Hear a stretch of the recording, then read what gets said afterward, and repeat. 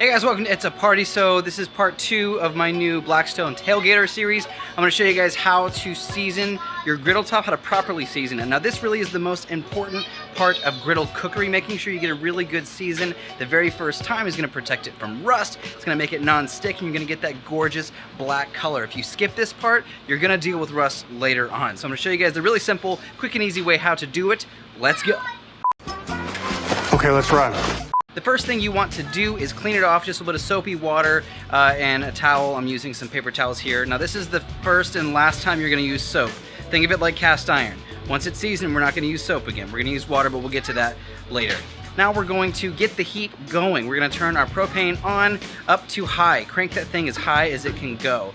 Now today I'm using Flax Seed Oil because it's the closest thing to linseed oil. And I've gone on all the forums and I've been on Facebook and Instagram and I hear everybody has their opinion in bacon fat and all these other things. Your very first season really should be flaxseed oil. Here's why.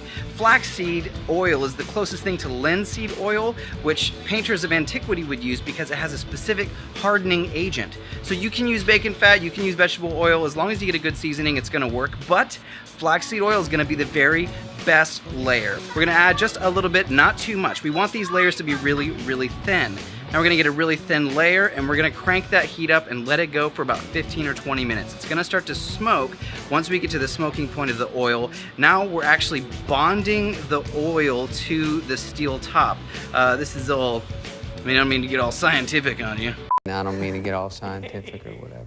But we're actually creating a new compound, a new layer. The oil is bonding with the metal and it's gonna create that protective layer that's gonna keep us away from rust, and it's gonna give us a non-stick surface. The more we go, it's gonna get more and more non-stick. We're gonna add another thin layer. Now be sure each layer is really, really thin. If they're too thick, they're gonna gum up and you're gonna get like uneven areas, and those areas are gonna cake up later on and chip. So if you hear people or you see people on forums saying, oh, my Blackstone Griddle's chipping, it's because their layer was too thick in this very initial process. So make sure each layer is thin. We're gonna do this 4 or 5 more times. Thin layer of oil, let it smoke. Let it smoke completely off, then we're gonna another layer, let it smoke off, and then another layer, and then let it smoke off. Now once we're done, we're left with this gorgeous, smooth, black surface. Smooth and black is the key. We want it to be as even as possible. Some areas in the corners aren't all the way black, that's okay. The more and more we cook on it, the more black it's gonna get. But that black coating on our Blackstone, not just a clever name. That it's not just a clever name.